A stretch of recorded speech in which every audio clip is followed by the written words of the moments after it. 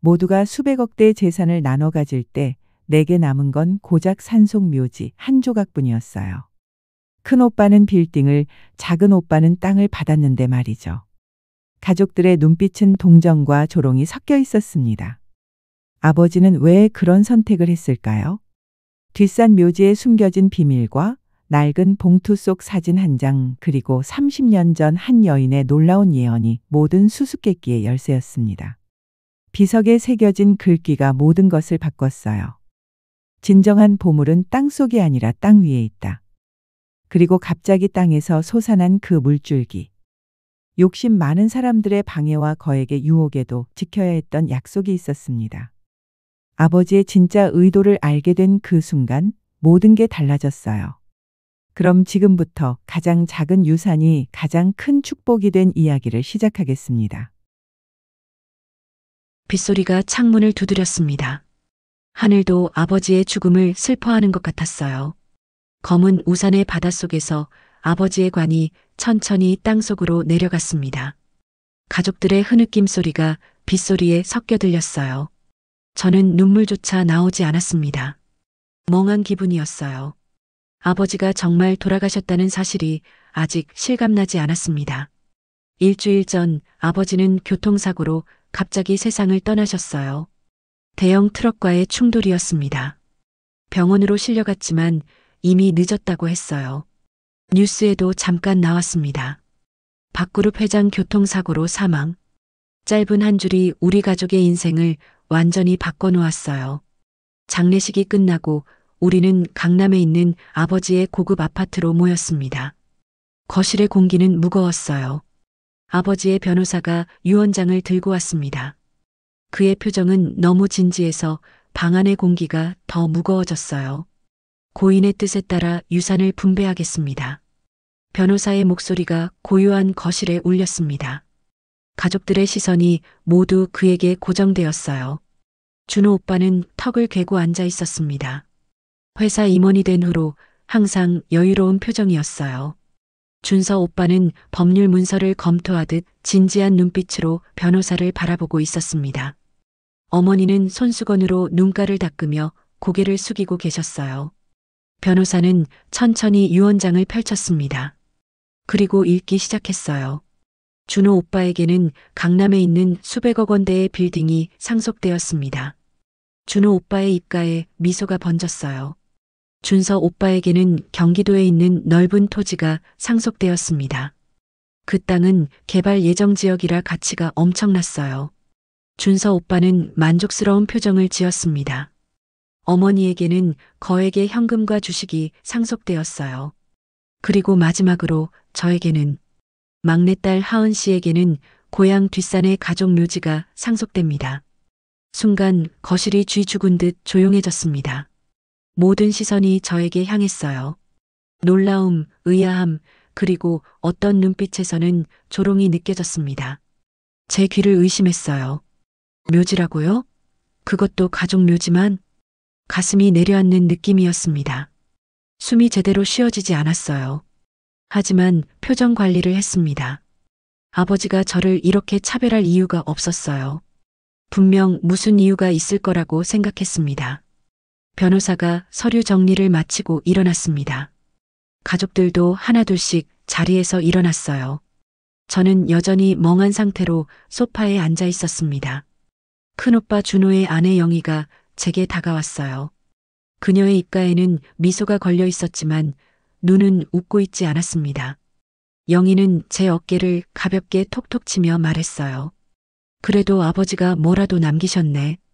그녀의 목소리에 묻어있는 빈정거림이 가시처럼 제 마음을 찔렀습니다. 저는 아무 말도 하지 않았어요. 대신 미소로 응답했습니다. 비록 가슴은 무너져 내리고 있었지만요. 영희가 자리를 떠나자 큰어머니가 제 옆에 앉았습니다. 그녀는 주변을 살피더니 제 귀에 속삭였어요. 원래는 너한테도 뭔가 남기려 했다는데 갑자기 마음을 바꾸셨대. 큰어머니의 말은 제 머릿속에 더 큰 의문을 던졌습니다. 아버지가 왜 마음을 바꾸셨을까요? 무슨 일이 있었던 걸까요? 저는 항상 아버지의 기대에 부응하려고 노력했어요. 대학도 우수한 성적으로 졸업했고 대기업에 취직해서 마케팅 팀장까지 올라갔습니다. 아버지는 항상 제 성과를 자랑스러워 하셨어요. 하지만 지금 이 상황은 제가 알던 아버지의 모습과 너무 달랐습니다. 마치 전혀 다른 사람의 유언 같았어요.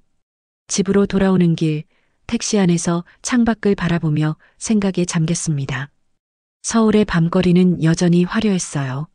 사람들은 평소처럼 웃고 떠들며 거리를 걸었습니다. 하지만 제 세상은 멈춘 것 같았어요. 아파트에 도착해 불을 켰습니다. 텅 빈 집이 저를 반겼어요. 신발을 벗고 거실로 향했습니다. 소파에 몸을 던지듯 앉았어요. 피로가 온몸을 덮쳤습니다. 탁자 위에는 아버지와 찍은 사진이 있었어요. 작년 제 생일 때 찍은 사진이었습니다. 아버지는 환하게 웃고 계셨어요. 그 미소 속에 어떤 비밀이 숨겨져 있었을까요? 묘지. 가족 묘지만 상속받은 이유가 뭘까요? 아버지는 항상 공정한 사람이었어요. 적어도 제가 알던 아버지는요. 하지만 오늘 읽힌 유언장은 마치 다른 사람일 것 같았습니다. 눈물이 뺨을 타고 흘렀어요. 아버지의 죽음이 슬퍼서가 아니었습니다. 물론 그것도 슬펐지만 더 큰 슬픔은 아버지가 저를 이렇게 차별했다는 사실이었어요. 무엇보다 그 이유를 알 수 없다는 게 더 괴로웠습니다. 하지만 이대로 포기할 수는 없었어요. 뭔가 이상했습니다. 아버지의 마음이 갑자기 바뀌었다는 큰어머니의 말이 계속 머릿속에서 맴돌았어요. 무슨 일이 있었던 걸까요? 침실로 향하기 전 아버지의 사진을 한 번 더 바라봤습니다. 그 웃는 얼굴 뒤에 숨겨진 진실을 찾아내리라 다짐했어요. 아버지가 저에게 묘지만 남긴 이유, 그 이유를 반드시 알아내고 말 겁니다. 침대에 누웠지만 잠은 쉽게 오지 않았어요. 머릿속은 온통 의문으로 가득 찼습니다. 창밖으로 보이는 서울의 밤하늘에는 별이 보이지 않았어요. 마치 제 미래처럼 캄캄했습니다. 하지만 한 가지 확실한 것이 있었어요. 이것은 끝이 아니라 시작이라는 것. 아버지의 진짜 의도를 찾아내는 여정의 시작이었습니다. 묘지에 숨겨진 비밀이 있다면 저는 그것을 파헤칠 것이에요. 아버지가 제게 남긴 유일한 유산인 그 묘지에서 모든 답을 찾아낼 것입니다. 눈을 감으며 결심했어요. 내일 고향으로 가서 그 묘지를 직접 확인해 봐야겠다고. 아버지의 차가운 유산 속에 숨겨진 진실을 찾아내기 위해 저는 이제 첫 발을 내디딜 준비가 되어 있었습니다. 아침 일찍 고향으로 향하는 버스에 몸을 실었습니다. 창밖으로 보이는 풍경이 점점 도시에서 시골로 바뀌어 갔어요. 마음은 여전히 무거웠지만 어딘가에 답이 있을 거라는 희망이 있었습니다. 버스가 고향 터미널에 도착했을 때 낯익은 얼굴이 보였어요. 최만수 노인이었습니다. 아버지의 오랜 친구였죠. 그분은 저를 기다리고 있었던 것 같았어요. 흰 머리카락과 깊은 주름이 세월의 흔적을 보여주었습니다. 최 노인은 제 이름을 부르며 반갑게 다가왔어요. 그의 눈빛에는 슬픔과 따뜻함이 함께 있었습니다. 우리는 터미널 근처 작은 카페로 향했어요. 카페에서 최 노인은 낡은 가죽 가방에서 노란 봉투를 꺼냈습니다. 그것은 약간 바래진 색이었어요. 오래 보관된 것 같았습니다. 최 노인은 그 봉투를 제게 건네주었어요. 아버지가 맡긴 것이라고 했습니다. 봉투를 받는 순간 가슴이 두근거렸어요. 아버지의 마지막 메시지일까요? 손이 약간 떨렸습니다. 봉투는 생각보다 무거웠어요. 최 노인과 헤어진 후 고향 집으로 향했습니다. 오랫동안 비어있던 집은 먼지가 쌓여 있었어요. 거실 소파에 앉아 조심스럽게 봉투를 열었습니다. 봉투 안에는 낡은 사진들과 편지가 있었어요. 사진 속에는 젊은 시절의 아버지가 있었습니다. 그리고 그 옆에는 아름다운 여인이 서 있었어요. 그들은 환하게 웃고 있었습니다. 사진 뒷면에는 날짜가 적혀 있었어요. 30년도 더 전의 사진이었습니다. 편지를 펼쳤습니다. 아버지의 익숙한 필체가 눈에 들어왔어요. 편지의 내용은 충격적이었습니다. 아버지는 그 여인을 사랑했지만 가문의 압력으로 어머니와 결혼했다고 써 있었어요. 그리고 그 여인은 저의 생모였습니다. 순간 숨이 멎는 것 같았어요. 제가 알던 세상이 무너져 내렸습니다. 저는 입양하였던 겁니다. 하지만 아버지는 저를 친딸처럼 사랑했다고 했어요. 그래서 가족 묘지를 남겼다고 했습니다. 그 안에 중요한 비밀이 숨겨져 있다고요. 눈물이 흘렀습니다. 분노, 혼란, 슬픔이 한꺼번에 밀려왔어요. 하지만 동시에 이제 유산 분배의 이유가 조금은 이해가 되었습니다. 아버지는 친자식들에게는 재산을, 저에게는 비밀을 남긴 것이었어요. 다음 날 아침 가족 묘지로 향했습니다. 뒷산은 예전보다 더 울창해 보였어요. 산길을 따라 올라가니 기억이 하나둘씩 떠올랐습니다. 어릴 적 아버지와 함께 올랐던 그 길이었어요. 묘지에 도착했을 때 아버지의 새 묘비가 눈에 들어왔습니다. 그 옆에는 오래된 묘비들이 있었어요. 우리 가문의 묘비들이었습니다. 그 중 하나가 눈에 띄었어요. 그 묘비에는 특이한 문구가 새겨져 있었습니다. 진정한 보물은 땅속이 아니라 땅 위에 있다. 하늘이 내린 물을 찾아라. 이 문구는 무슨 뜻일까요? 아버지가 말한 비밀과 관련이 있을까요? 주변을 살펴보았지만 특별한 것은 보이지 않았어요. 하지만 직감적으로 이 문구가 중요하다는 것을 느꼈습니다. 서울로 돌아와 지질학 전문가를 찾았습니다. 김 교수는 유명한 지질학자였어요. 그에게 묘비의 문구를 보여주었습니다. 그는 흥미로워했어요. 하늘이 내린 물이란 표현이 지하수나 온천수를 의미할 수 있다고 했습니다. 김 교수의 도움으로 산 조사를 시작했어요. 전문 장비를 가지고 묘지 주변을 샅샅이 조사했습니다. 며칠간의 조사 끝에 놀라운 사실을 발견했어요. 그 산 아래에는 특별한 온천수가 흐르고 있었습니다. 분석 결과 그것은 게르마늄 온천수였어요. 세계 최고 수준의 함량을 가진 희귀한 온천수였습니다.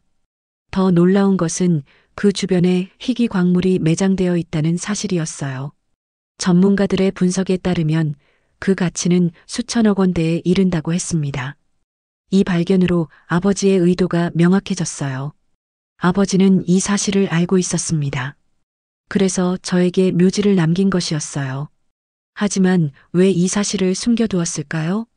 답은 아버지의 옛 서재에서 찾았습니다. 서재 구석에 숨겨진 금고에서 30년 전의 지질 조사 보고서를 발견했어요.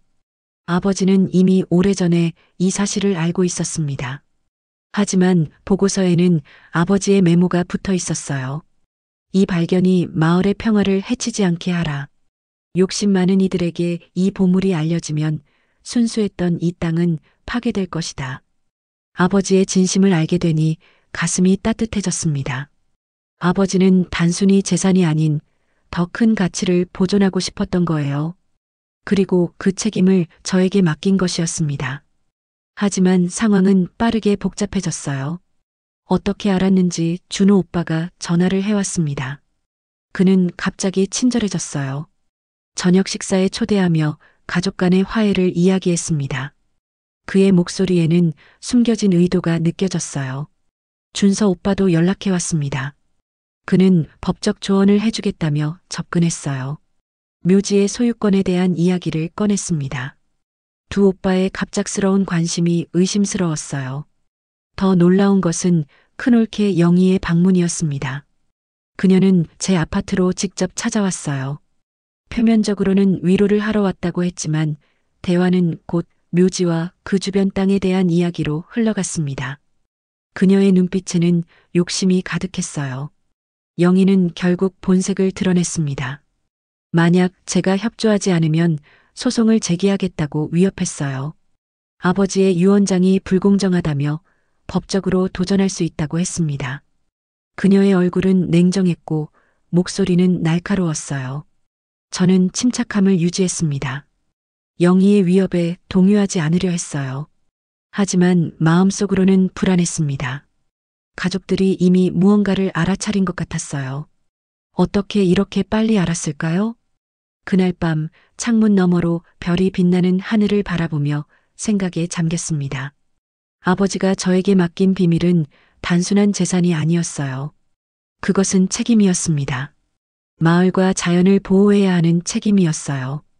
이제 저는 선택의 기로에 서 있었습니다. 가족들의 압박에 굴복하여 그들에게 이 비밀을 공유할 것인가, 아니면 아버지의 뜻을 지켜 이 보물을 지킬 것인가. 이 선택은 단순히 제 미래뿐만 아니라 고향 마을의 운명도 결정할 것이었어요. 침대에 누워 천장을 바라보며 다짐했습니다. 아버지의 뜻을 지키겠다고요. 이 비밀이 잘못된 손에 넘어가지 않도록 하겠다고. 비록 가족들과 맞서야 하더라도 아버지가 저를 믿고 맡긴 이 책임을 다하겠다고 결심했습니다. 내일은 더 큰 폭풍이 올 것이라는 예감이 들었어요. 하지만 이제 저는 준비되어 있었습니다. 아버지의 진정한 유산을 지키기 위해 어떤 싸움도 마다하지 않을 것입니다. 아침 햇살이 창문을 통해 비쳤습니다. 어젯밤 늦게까지 아버지의 옛 서류들을 살펴보느라 잠을 제대로 못 잤어요. 하지만 피곤함보다 궁금증이 더 컸습니다. 아버지와 내 생모에 대해 더 알고 싶었어요.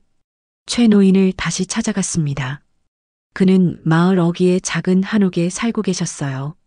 문을 두드리자 그가 반갑게 맞아주었습니다. 오늘은 더 많은 이야기를 들려주실 것 같았어요. 최 노인의 거실 벽에는 오래된 사진 한 장이 걸려 있었습니다. 그 사진 속에는 젊은 여인이 있었어요. 아름다웠습니다. 그녀가 바로 민서연이었어요. 내 생모였습니다. 최 노인은 차를 내오며 서연의 이야기를 들려주었어요. 서연은 독립운동가 집안의 딸이었습니다. 집안은 가난했지만 뜻이 높고 자존심이 강했어요. 그리고 서연에게는 특별한 능력이 있었다고 했습니다. 미래를 예견하는 능력이었어요. 처음에는 그저 예감이 좋다고 생각했답니다. 하지만 서연이 예언한 일들이 하나둘씩 현실이 되면서 사람들은 그녀의 말에 귀를 기울이기 시작했어요. 마을 사람들은 중요한 결정을 할 때 서연을 찾아왔다고 했습니다. 아버지와 서연은 우연히 만났어요. 아버지가 사업 확장을 위해 이 마을에 왔을 때였습니다. 두 사람은 첫눈에 사랑에 빠졌어요. 하지만 신분 차이는 너무 컸습니다. 아버지는 부유한 사업가의 아들이었고 서연은 가난한 독립운동가의 딸이었어요. 아버지의 부모님은 이 사랑을 반대했습니다. 결국 두 사람은 이별할 수밖에 없었어요. 아버지는 어머니와 결혼했고 서연은 마을의 중학교 선생님과 결혼했습니다. 하지만 서연의 결혼 생활은 불행했어요. 남편은 술을 많이 마셨고 폭력적이었습니다. 서연은 고통 속에서 살았어요. 그리고 32살이라는 젊은 나이에 병으로 세상을 떠났습니다. 하지만 죽기 전 서연은 아버지를 만났어요. 임종 전 서연의 부탁은 단 하나였습니다. 이 산을 지켜달라. 언젠가 큰 복이 될 것이라고요.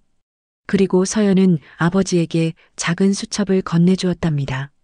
그 수첩에는 서연의 예언들이 적혀 있었어요. 최 노인의 이야기를 들으며 가슴이 아팠습니다. 내 생모의 슬픈 운명이 너무 가슴 아팠어요. 동시에 그녀에 대해 더 알고 싶다는 생각이 들었습니다. 최 노인은 서랍에서 낡은 상자를 꺼냈어요. 그 안에는 서연의 수첩이 있었습니다. 서연이 아버지에게 준 수첩이었어요. 아버지는 그 수첩을 최 노인에게 맡겼던 것입니다. 떨리는 손으로 수첩을 펼쳤습니다. 그 안에는 여러 예언들이 적혀 있었어요. 대부분은 이미 일어난 일들이었습니다. 마지막 페이지에 적힌 예언이 눈에 들어왔어요. 차가운 사랑을 받은 막내딸이 모든 것을 이루어낼 것이다. 그녀는 산의 비밀을 풀고 마을의 축복을 가져올 것이다. 순간 온몸에 전율이 흘렀습니다. 그 예언은 저에 관한 것이었어요. 차가운 사랑을 받은 막내딸. 그게 바로 저였습니다. 최 노인에게 감사 인사를 드리고 아버지의 옛집으로 돌아왔어요. 그곳에서 아버지의 일기장을 찾았습니다. 서재 책장 뒤편에 숨겨진 금고 안에 있었어요. 비밀번호는 제 생일이었습니다. 일기장을 읽으며 놀라운 사실을 알게 되었어요. 아버지는 저를 가장 사랑했다고 적혀 있었습니다. 하지만 저를 강하게 키우기 위해 일부러 엄하게 대했다고 했어요. 그리고 서연의 예언을 믿었기에 제가 그 예언을 이루길 바랐다고 했습니다. 일기장의 마지막 페이지에는 비밀 지도가 그려져 있었어요. 그것은 서연의 비밀 무덤으로 가는 길이었습니다. 공식적인 묘지가 아닌 아버지가 몰래 만든 또 다른 무덤이었어요. 다음 날 지도를 따라 산으로 올랐습니다. 가파른 길을 한참 오르니 숨겨진 작은 공간이 나타났어요. 그곳에는 작은 비석이 서 있었습니다. 서연의 이름이 새겨져 있었어요. 비석 앞에 무릎을 꿇고 손을 모았습니다. 한 번도 만난 적 없는 생모에게 인사를 드렸어요. 갑자기 슬픔이 밀려왔습니다. 눈물이 볼을 타고 흘렀어요. 그때 놀라운 일이 일어났습니다. 비석 주변의 땅에서 물이 솟아나기 시작했어요. 맑고 투명한 물이었습니다. 온천수였어요. 손을 담가보니 따뜻했습니다. 그리고 물에서는 은은한 향기가 났어요. 이것이 서연이 말한 축복이었을까요? 이 온천수가 그토록 희귀한 게르마늄 온천수였던 것입니다. 서연은 이미 알고 있었던 거예요. 서울로 돌아오는 길 마음이 복잡했습니다. 이제 저는 아버지와 생모의 진실을 알게 되었어요. 그리고 제가 해야 할 일도 분명해졌습니다. 이 산과 온천수를 지켜야 했어요. 서연의 예언을 이루기 위해서라도요. 하지만 상황은 더욱 어려워지고 있었습니다. 아파트로 돌아오니 법원에서 온 서류가 기다리고 있었어요. 형제들이 아버지의 유언장에 이의를 제기하는 소송을 제기했다는 내용이었습니다. 전화기에는 준호 오빠와 준서 오빠의 부재중 전화가 여러 건 있었어요. 그들은 이제 노골적으로 방해하기 시작했습니다.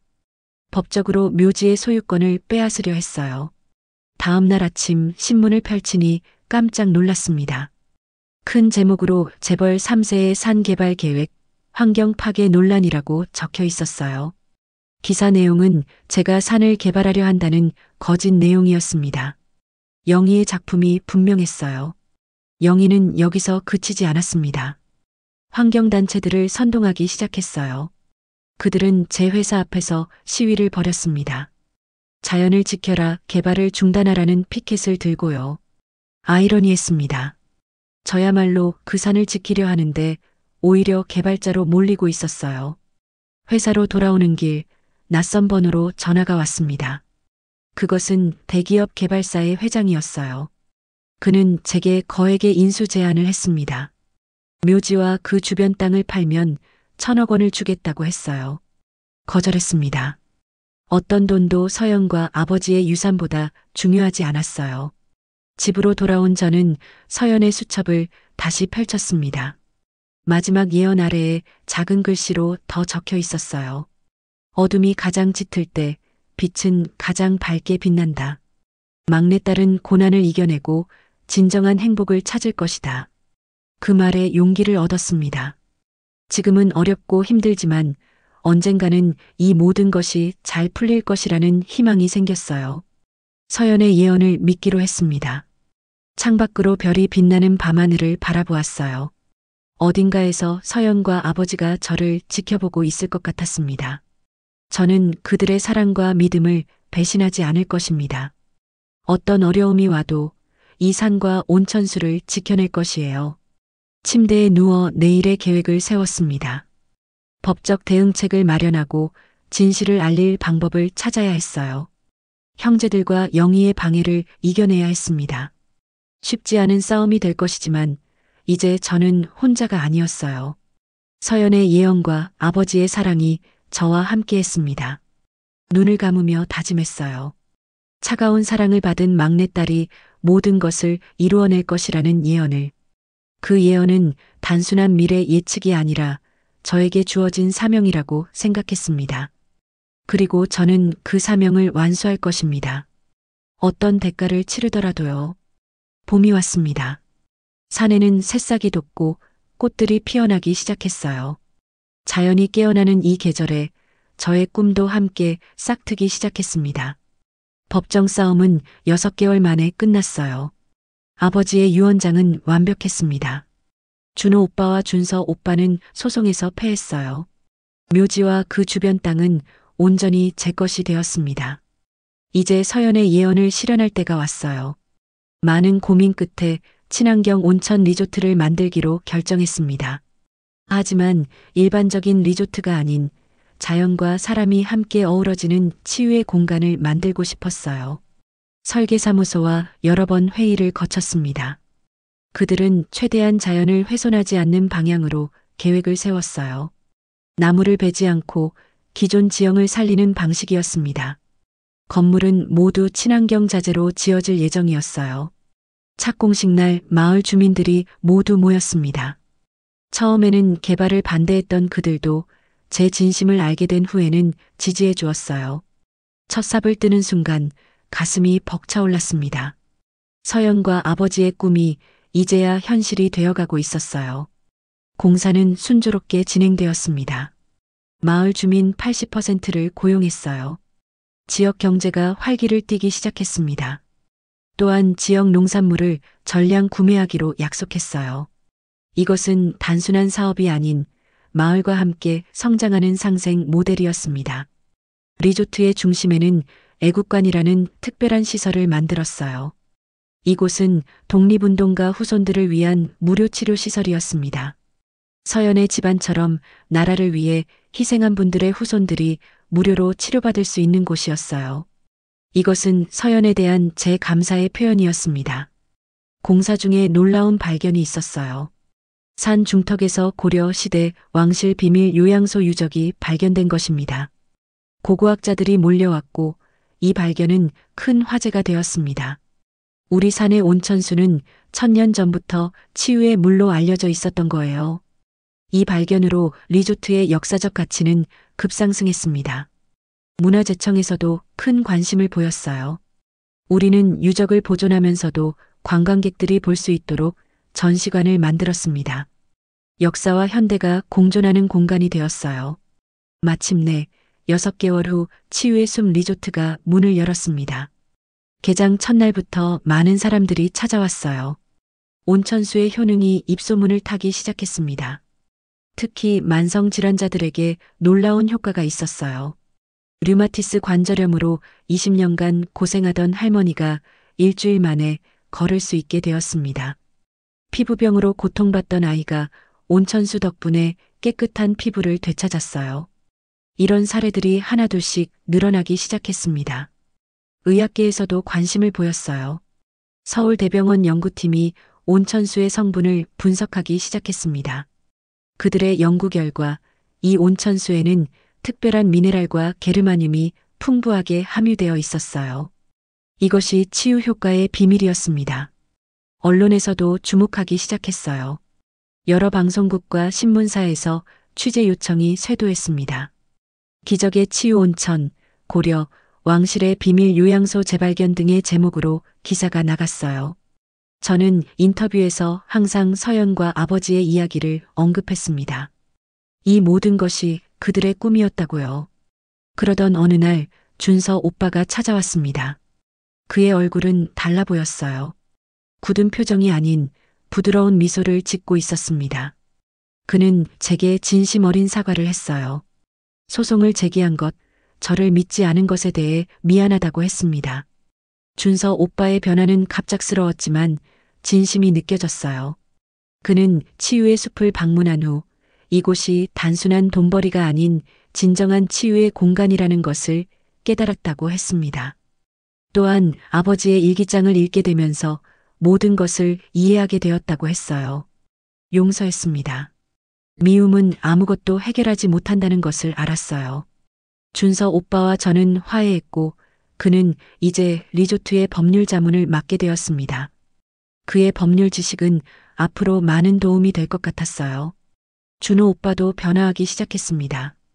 그는 영희와 이혼을 결정했어요.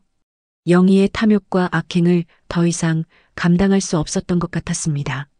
준호 오빠는 제게 직접 사과하지는 않았지만 리조트에 투자하겠다는 의사를 밝혔어요. 그것이 그의 방식의 사과였던 것 같습니다. 그리고 가장 놀라운 변화는 영희에게 일어났어요. 이혼 후 그녀는 투자 사기를 당했습니다.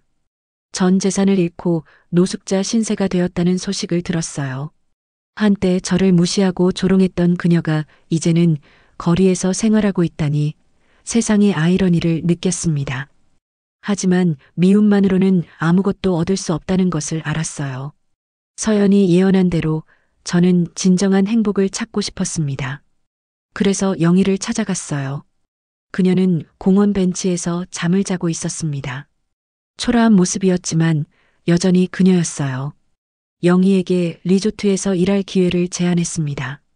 처음에는 청소부로 시작하지만 노력하면 더 나은 자리로 올라갈 수 있다고 했어요. 그녀의 눈에는 눈물이 고였습니다. 감사의 마음이 느껴졌어요. 비록 과거에 저를 아프게 했지만 모두가 새 출발의 기회를 가질 자격이 있다고 생각했습니다. 1년이 지난 후 치유의 숲 리조트는 국내 최고의 힐링 명소가 되었어요. 경제 잡지에서는 저를 올해의 기업인으로 선정했습니다. 단순한 수익이 아닌 사회적 가치를 창출한 점을 높이 평가했어요. 하지만 저에게 가장 큰 보상은 따로 있었습니다. 리조트 내 서연의 정원에 앉아 있으면 마음이 평온해졌어요. 이곳에서 많은 사람들이 치유되고 행복해하는 모습을 볼 때마다 가슴이 따뜻해졌습니다. 어느 날 저녁 서연의 정원에 앉아 있을 때였어요. 석양이 산 뒤로 지고 있었습니다. 문득 서연의 무덤에서 본 비석의 문구가 생각났어요. 진정한 보물은 땅속이 아니라 땅 위에 있다. 하늘이 내린 물을 찾아라. 이제야 그 의미를 진정으로 이해했습니다.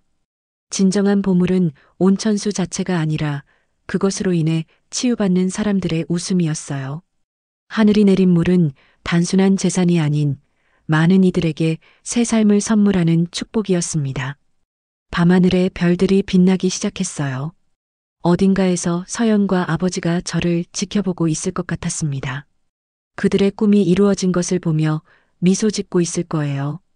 어머니도 이제는 리조트에 자주 방문하십니다.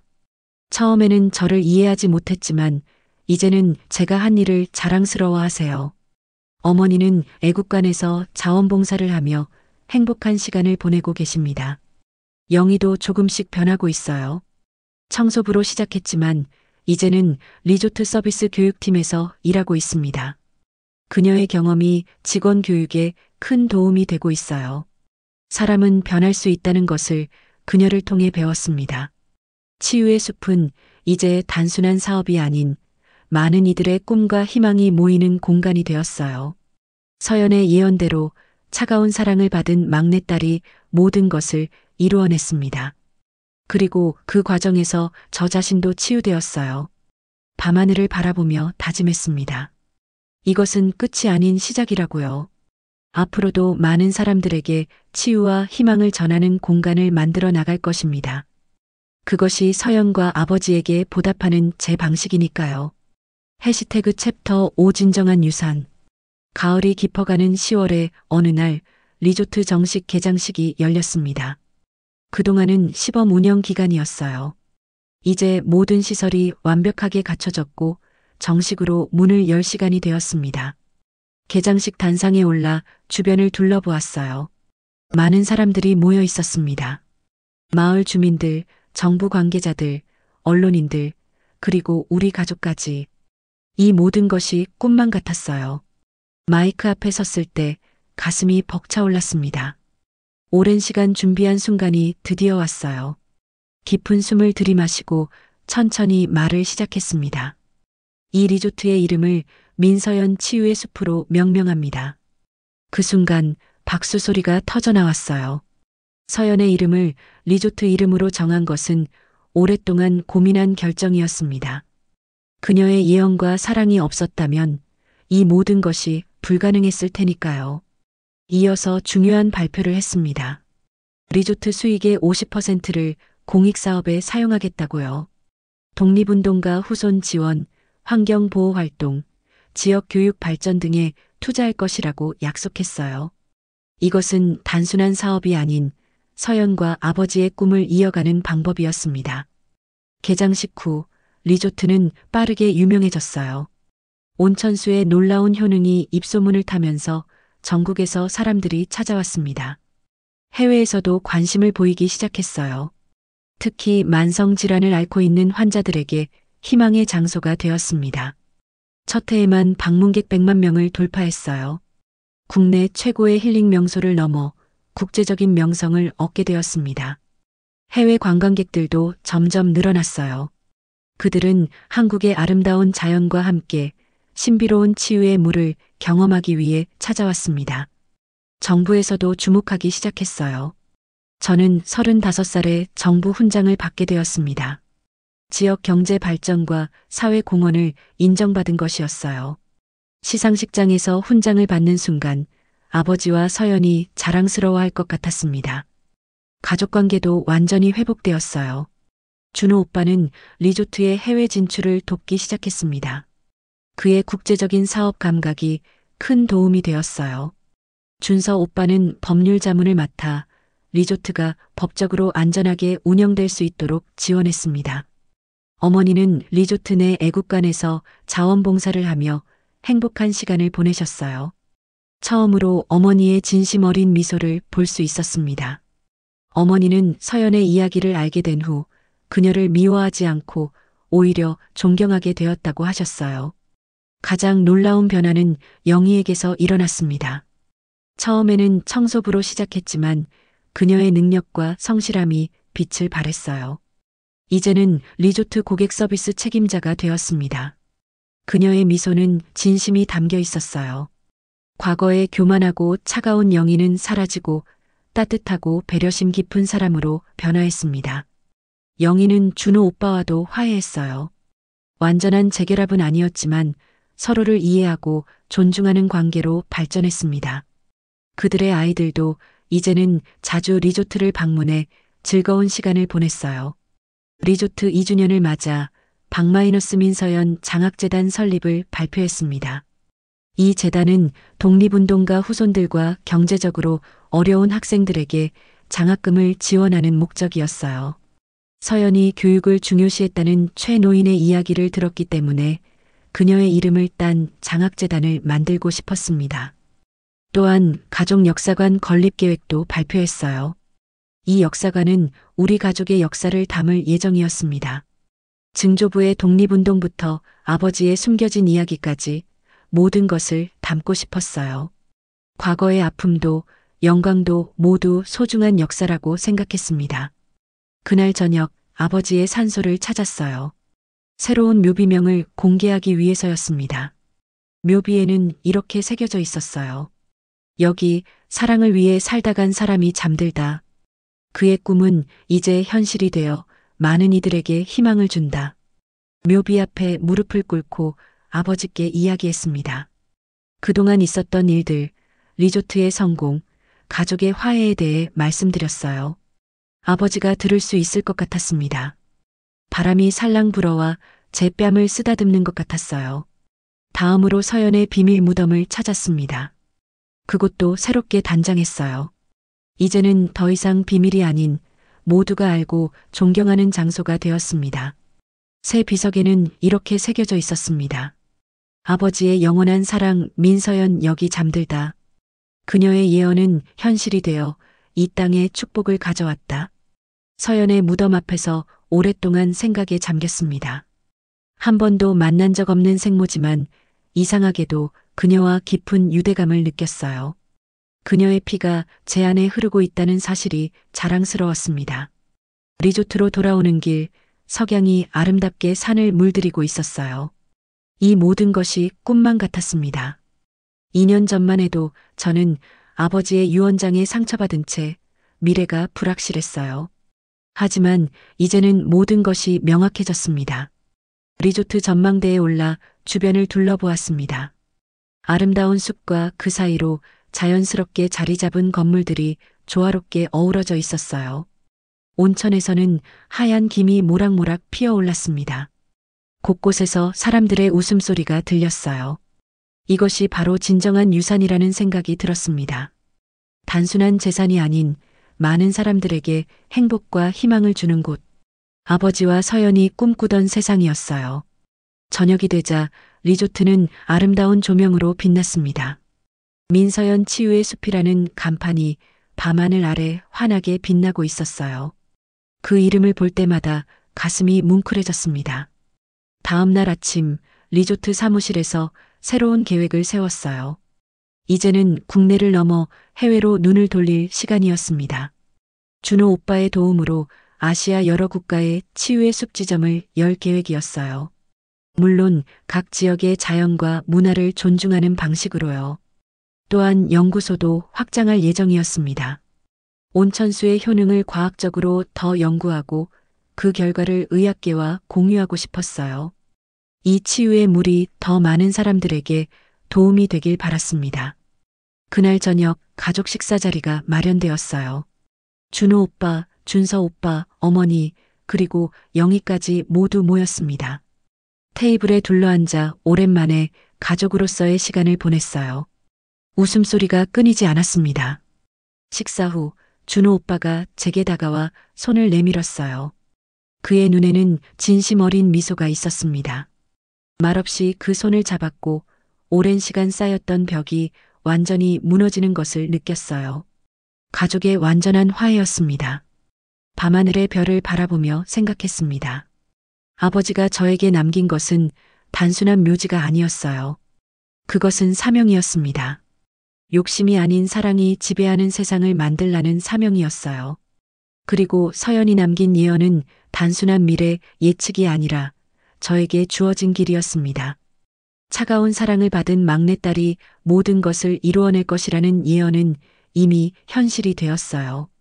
하지만 이것은 끝이 아닌 시작이라고 생각했습니다.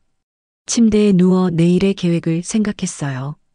이제 35살, 아직 많은 일을 할 수 있는 나이였습니다. 앞으로도 서연과 아버지의 꿈을 계속 이어갈 것입니다. 더 많은 사람들에게 치유와 희망을 전하고 사랑이 넘치는 세상을 만들어가는 것이 제 진정한 사명이라고 느꼈어요. 창밖으로 보이는 밤하늘에 별들이 반짝였습니다. 마치 서연과 아버지가 저를 지켜보며 미소 짓고 있는 것 같았어요. 그들의 사랑이 이루어낸 이 모든 것이 이제는 제 손에서 더 크고 아름답게 피어날 것입니다. 고마워요, 아버지. 고마워요, 서연 어머니. 마음속으로 속삭이며 눈을 감았습니다. 내일은 또 다른 시작의 날이 될 것입니다. 진정한 유산을 지키고 키워나가는 여정의 새로운 시작이요.